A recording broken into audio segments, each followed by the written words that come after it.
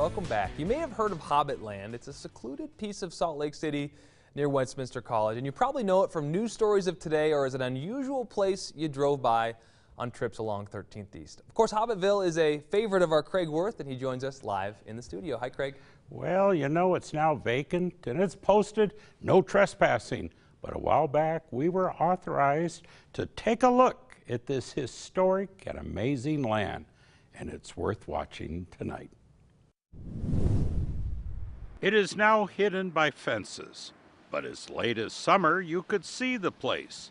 Only in its post-glory days was it called Hobbitville, a curious place of signs and trees and rock that once held lamps as the night has 1,000 eyes, and homes where boards now block the windows that opened up to the forest in the middle of the city.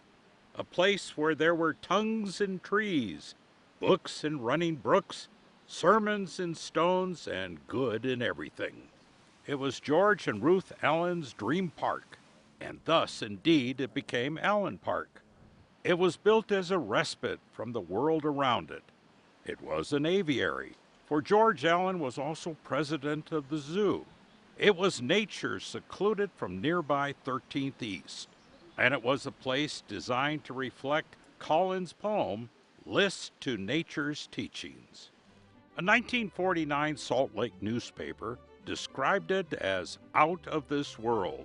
Society pages followed the Allens as they entertained in the land where the earth fills her lap with pleasures of her own.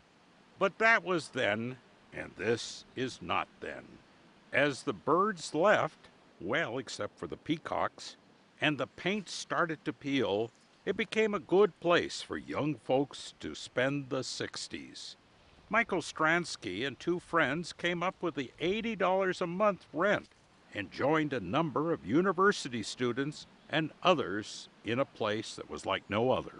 Well, if you looked around 50 years ago, this is a pretty cool place. It's still cool today, I would say, but a little more run down than it was then. But it was almost a place what's not to like.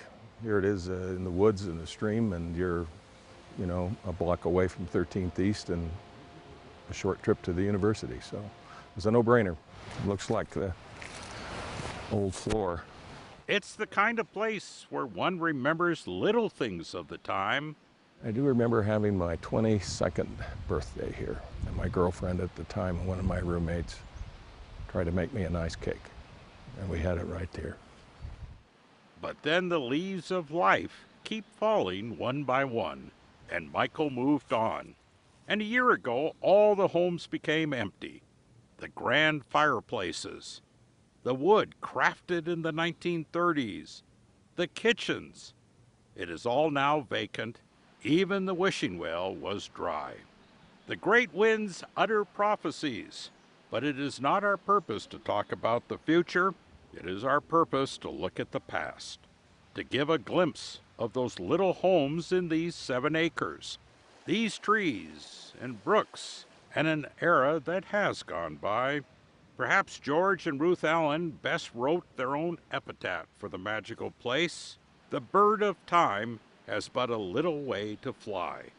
And so it was our look at Allen Park. So for almost 90 years, there was no other place like it in Salt Lake City. Allen Park, Hobbitville. Well, not only was it a lovely residential place, it was sometimes a favorite of kids to explore, looking for hobbits. No, there were none, but one story I always loved is this one. Twice there were prison breaks at the Sugar House Prison, which was located just down the street in Sugar House Park. Sure, prisoners thought it would be a perfect place to hide among the beautiful sanes and trees. Nope. Mrs. Allen caught them all. She always caught the kids that went over there too. And that's Hobbitville, a wonderful place in Salt Lake. Old timers remember it, but even folks who are younger, I mean, went on, I guess trespassing is, but I mean, they enjoyed that would be it. the word, yeah. Yeah, but they enjoyed it so much, so a lot of folks. Oh yeah, have yeah. memories. It was a place that kids would go over from Highland High and they'd run through it and see if they can do it without getting caught. Troublemakers, all of them. No, I'm just kidding. No. All right, thanks, Greg.